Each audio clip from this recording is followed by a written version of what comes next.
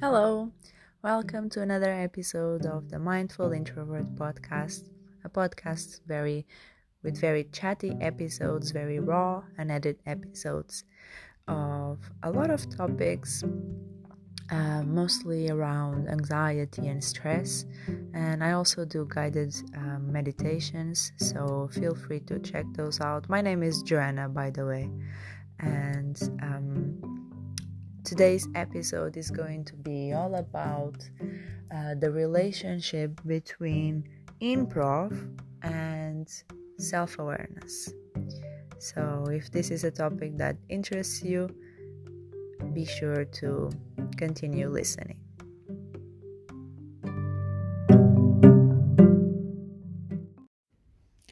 So, what is the relationship between improv shows and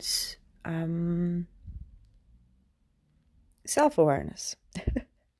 Just had a brain freeze for a moment there. Improv and self awareness. What's the connection? So, you know how improv, if you've ever done it, they say that in order to be good at and to keep it going, you have to say yes and. So, anything that happens is yes and.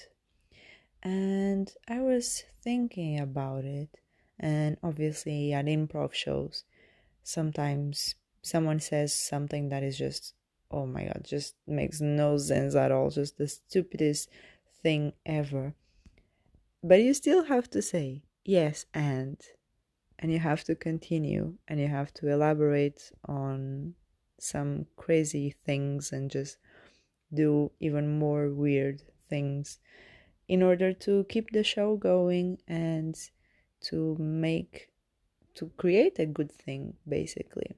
Because if you say just if you cut off the line of thought, it just breaks the show, and it's like people are going to leave or not going to enjoy what is happening at all, and it doesn't make sense, right? Even though it's the stupidest thing ever, you still want to have some continuity and something that you can say that made sense chronologically. Oh my god, am I not making sense at all? And you say yes and.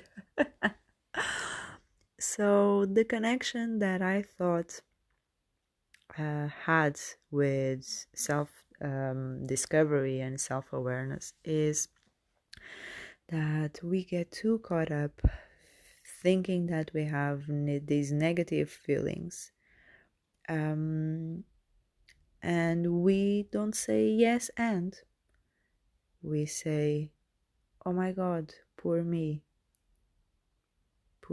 I'm having these negative emotions, negative thoughts, poor me. And it stops there.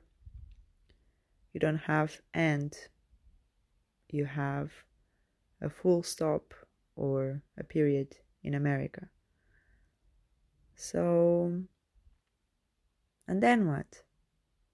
You get left with these negative thoughts, negative emotions. Nothing happens. You feel miserable. It starts to affect your performance at work, your relationships, because you have those feelings sitting with you. Because there's no and especially there's no yes. There's a no, a very big no. I don't want to have these feelings. I don't want to have these thoughts. And you're saying no to yourself. And you're cutting off the show because it could have been something that was weird from the beginning and uncomfortable and awkward. But it could have been a show that you left the show and said, oh my god, that started off being so weird, but it ended up being really good. And you're not allowing yourself that possibility. You're just saying, yes, it's weird. That's it. Yes, it's awkward. Yes, it's uncomfortable. And I'm going to stop here because I want it to stop. I don't want to feel this way anymore. And what do? You block yourself. And it's important to understand how to stop blocking yourself. Not so much how to stop having these negative thoughts or negative emotions. Not so much how to stop that now, at least not for now in this moment. But it's more important to learn how to stop blocking yourself.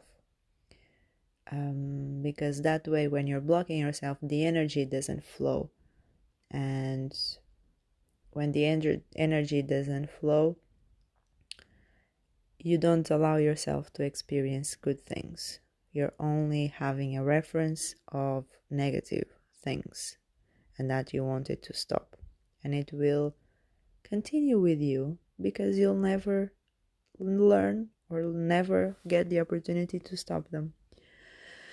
And so I would like you to reframe this idea of becoming so attached to what you're thinking and saying that it is so negative, and allow yourself to say yes, and yes, I'm having these thoughts, and I can choose to think something else or to focus my attention on something else, because you're focusing too much your attention on those thoughts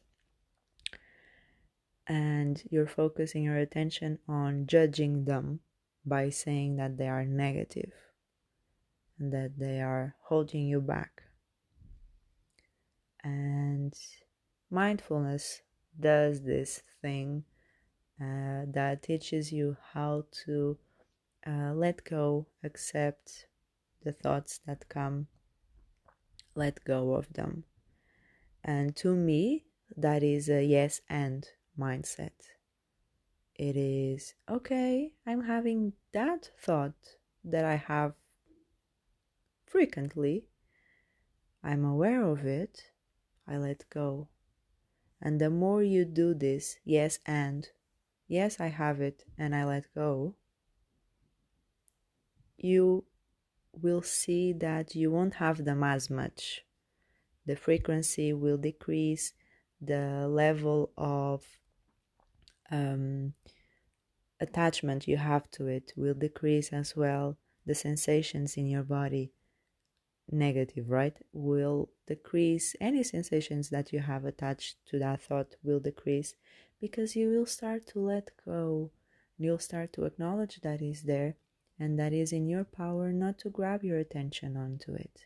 You can say, okay, you're there, you're popping in my mind, and now I can choose to not put you in the front screen of my life, and I can put you in the background.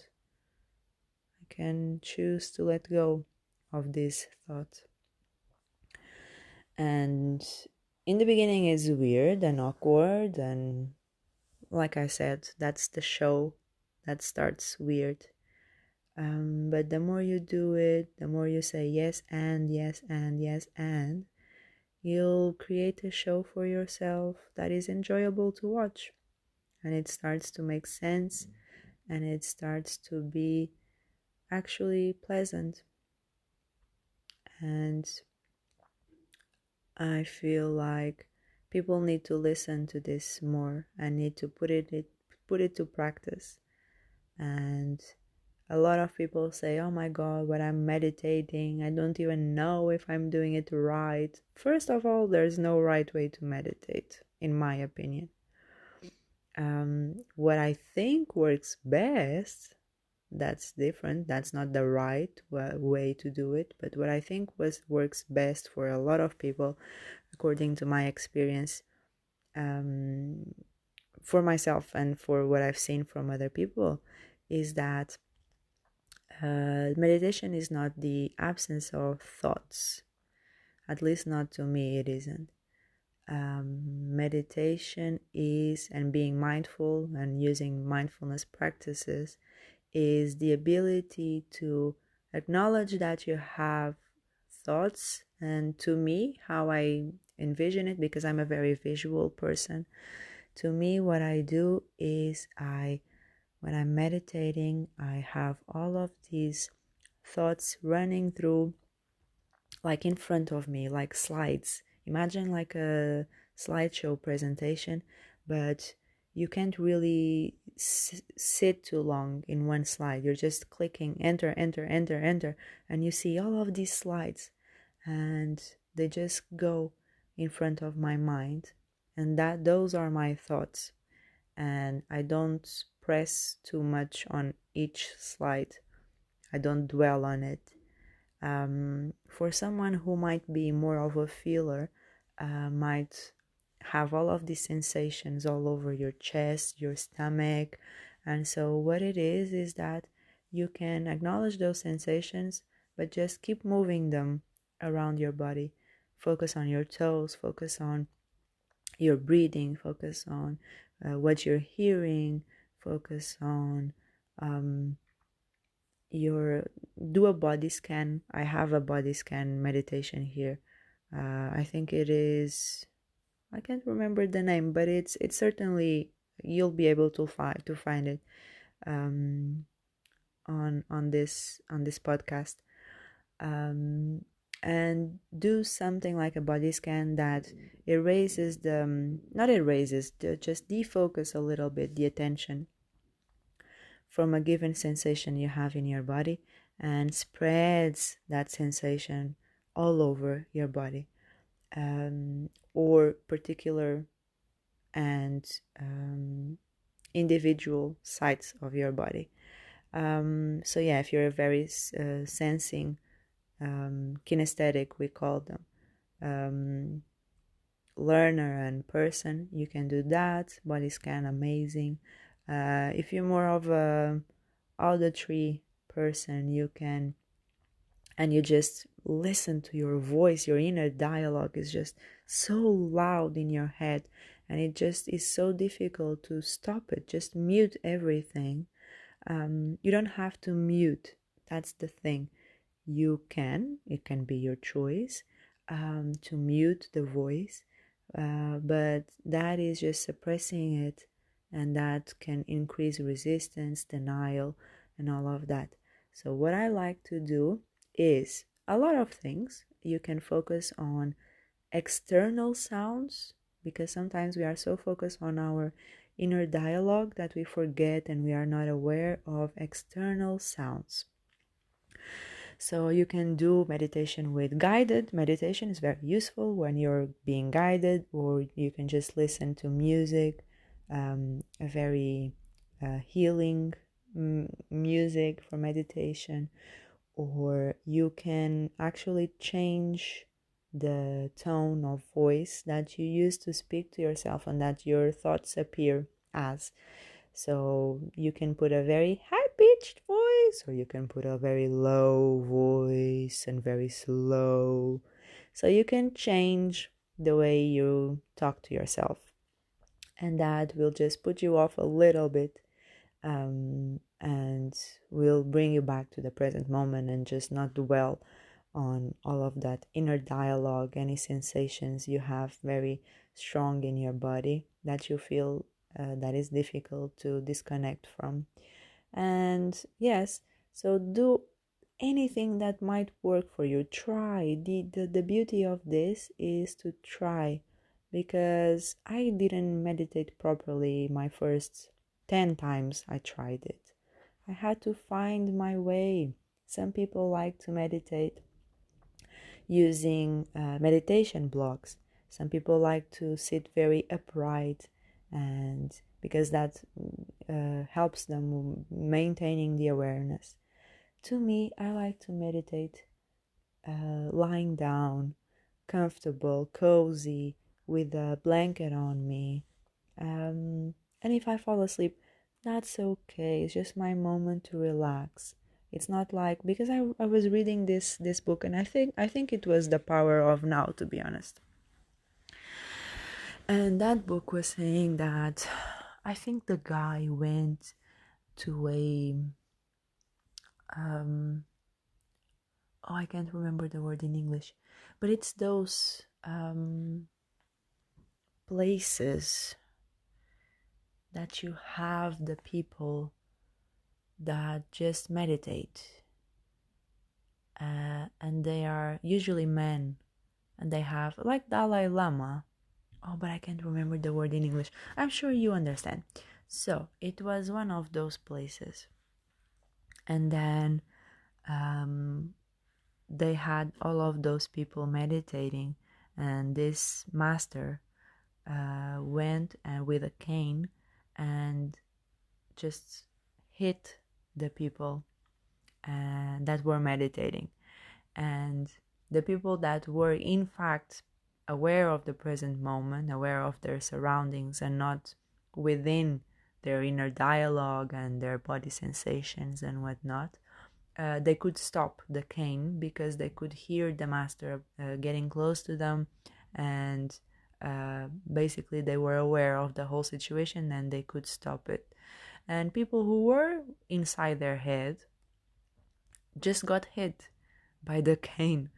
And so it's not like that, okay? We don't have that pressure of having a cane. So if you are feeling sleepy, and you just release your energy and actually sleep doing a guided meditation or a meditation session, that is absolutely okay.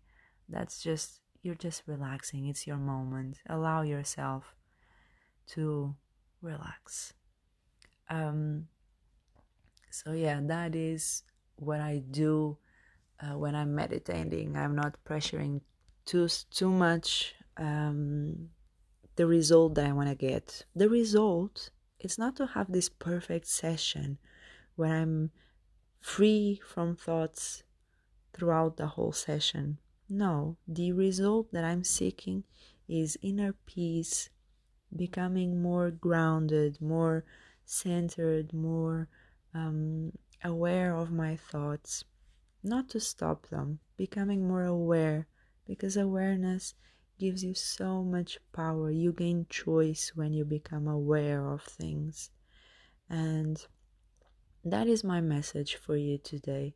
I really hope you start doing this, not just only on meditation sessions, although I highly recommend you do it, but in your life, when you start to experience this